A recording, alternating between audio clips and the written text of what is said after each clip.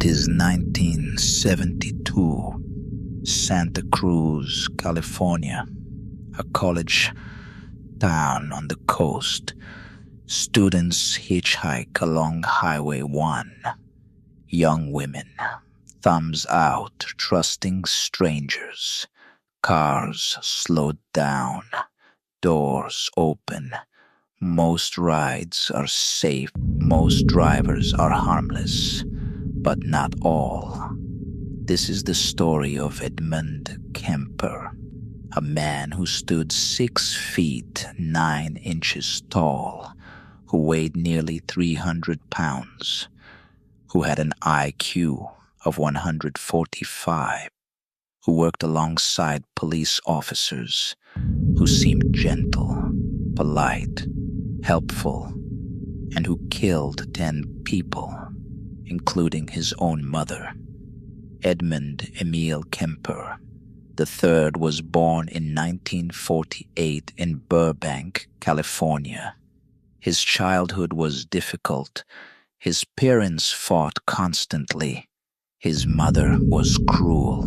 She mocked him. She locked him in the basement.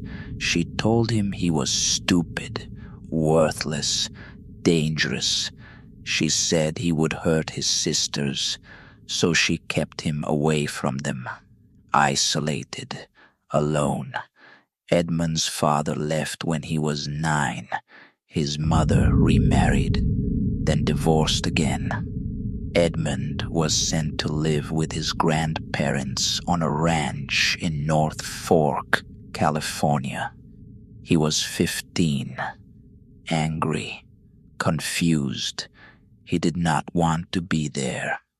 On August 27th, 1964, Edmund shot his grandmother in the kitchen 3 times. He said later he wanted to see what it felt like to kill. After shooting her, he shot his grandfather as he returned home. Edmund called his mother. She told him to call the police. He did. He confessed immediately. He was 15 years old. Edmund was sent to Atascadero State Hospital, a facility for the criminally insane. He was diagnosed with paranoid schizophrenia. He was treated. He was studied. Psychiatrists interviewed him. He was intelligent, cooperative. He answered questions. He showed remorse, or what looked like remorse. After 5 years, doctors determined he was no longer a threat. In 1969, at age 21, he was released into the custody of his mother. Edmund moved to Santa Cruz. He lived with his mother. She worked at the University of California, Santa Cruz. He took odd jobs. He wanted to be a police officer, but his criminal record disqualified him. His size disqualified him. Instead, he became friends with the local officers. He hung out at a bar they frequented. He listened to their stories. He learned about investigations, about procedures, about what police looked for. He became a familiar face, friendly, harmless. He bought a motorcycle, then a car, a beige Ford Galaxy. He installed a lock on the passenger door. It could only be opened from the outside. He placed blankets in the trunk, plastic sheeting. A gun. He was preparing. For years, he had been thinking about killing. He was ready. Between May 1972 and February 1973, Edmund Kemper picked up and killed 6 young women. All were hitchhikers. All were students or recent graduates. He picked them up along Highway 1 in the Cruz near Cabrillo College. He drove them to remote areas. He shot them. He stabbed them. He brought their bodies back to his apartment. He dismembered them. He kept parts. He disposed of the rest in different locations: canyons, ravines, the ocean. The victims were young, trusting.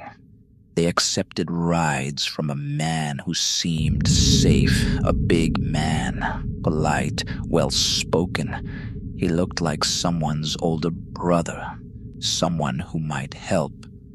They got into his car, and they did not get out. Edmund was careful. He cleaned his car. He disposed of evidence methodically. He followed news coverage of the disappearances. He listened to police at the bar discuss the cases. He offered theories. He sympathized with the families. He was hiding in plain sight among the people investigating the crimes he committed. His mother never suspected. She lived in the same apartment. She complained about him. She criticized him. She told him he was a failure, but she did not know what he was doing or what he kept in his room, in his car. She was too focused on her own frustrations, on her disappointment in him. On Easter weekend, April 1973, Edmund's anger at his mother reached its peak. He had been thinking about killing her for years. Since childhood, since the basement, since every insult, every dismissal. On Good Friday, while she slept, he entered her room. He struck her with a hammer. He strangled her. He decapitated her. He used her head for target practice. He felt, finally, a sense of completion. After killing his mother, Edmund called her friend, Sally Hallett. He invited her to the house for dinner. A surprise for his mother, he said. Sally arrived. Edmund killed her. He wanted to eliminate a witness. He wanted to delay discovery. Then he left. He drove east, Colorado. He waited. He expected police to find the bodies, to connect him to the murders. But nothing happened. Days passed. No news. No investigation. Edmund grew frustrated. He wanted to be caught. He wanted credit, recognition. On April 23rd, 1973, he called the Santa Cruz Police Department from a payphone in Pueblo, Colorado. He confessed. He told them where to find the bodies. He told them about the hitchhikers, about his mother. The officer who answered did not believe him at first. Edmund was known at the station. He was the friendly guy from the bar. This had to be a joke, but Edmund insisted. He gave details, locations, names. The officer took him seriously. Police were dispatched to the apartment. They found the bodies. They found evidence. They called Colorado police. Edmund was arrested. He did not resist. He confessed again, completely, calmly. He described everything, each victim, each method, each location. He corrected investigator when they got details wrong. He wanted the record to be accurate. During his interviews, Edmund was cooperative. He spoke in clear, measured sentences. He showed no emotion when describing the murders. He explained his motivations. He said he hated his mother. He said he wanted to punish women who reminded him of her. He said killing gave him a sense of power, of control, something he never had as a child. Psychiatrists evaluated him. They found him sane, legally sane. He understood his actions. He knew right from wrong. He chose wrong, deliberately. He was not psychotic. He was not delusional. He was simply willing to kill, and intelligent enough to do it carefully. Edmund's trial was brief. He pleaded not guilty by reason of insanity. The jury rejected the plea. They found him guilty on 8 counts of first-degree murder. He was sentenced to life in prison. California had temporarily abolished the death penalty. If it had been in effect, he would have been executed. Instead, he received life without parole. In prison, Edmund became a model inmate. He worked in the prison library. He recorded audiobooks for the blind. He gave interviews to researchers, to journalists, to FBI profilers. He became a case study. His interviews helped develop criminal profiling techniques. He was articulate, self-aware. He could describe his thought process, his planning, his motivations. He became a teaching tool. He has been interviewed many times over the decades.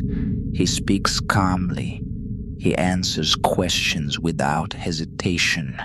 He shows no remorse. He acknowledges what he did. He explains why. But he does not apologize. He does not express regret. He simply states facts, as if describing someone else's life. Edmund Kemper is still alive. He is incarcerated in the California Medical Facility in Vacaville. He is in his 70s now. He has been denied parole multiple times.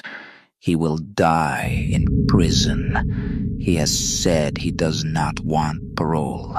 He has said he believes he should remain locked up. He knows what he is. He knows what he would do if released. The families of his victims have never forgiven him. Some have attended his parole hearings. They have spoken against his release. They have described the loss, the decades of pain, the absence that never fades. Edmund listens. He does not argue. He does not defend himself. He simply sits, silent, accepting. The case of Ed Kemper is studied in criminal psychology courses, in law enforcement training. His intelligence, his ability to blend in, his friendship with police while actively killing. These details make him unique, frightening. He was not a loner, not visibly disturbed. He was social, friendly, trusted. And beneath that surface, a carefully hidden darkness. Santa Cruz recovered. The hitchhiking culture faded. Students became more cautious. The university installed emergency phones. Awareness grew. but the memory remains of a time when a giant of a man drove the coastal highway, picking up young women, taking them into the hills, and no one suspected until he confessed. Edmund Kemper wanted to be a police officer. He wanted authority, respect. He was denied, so he found another way to feel powerful. He killed, and when he was finished, when his primary target, his mother, was dead, he turned himself in, not out of guilt, but out of a desire to be known, to be remembered, to matter.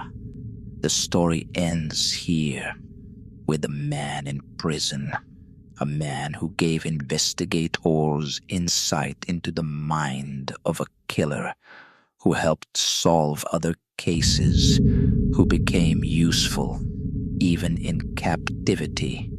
The violence is over. The victims are gone. The families carry the loss, and Edmund Kemper, the co-ed killer, remains locked away, alive, aware, and forever defined by what he chose to become.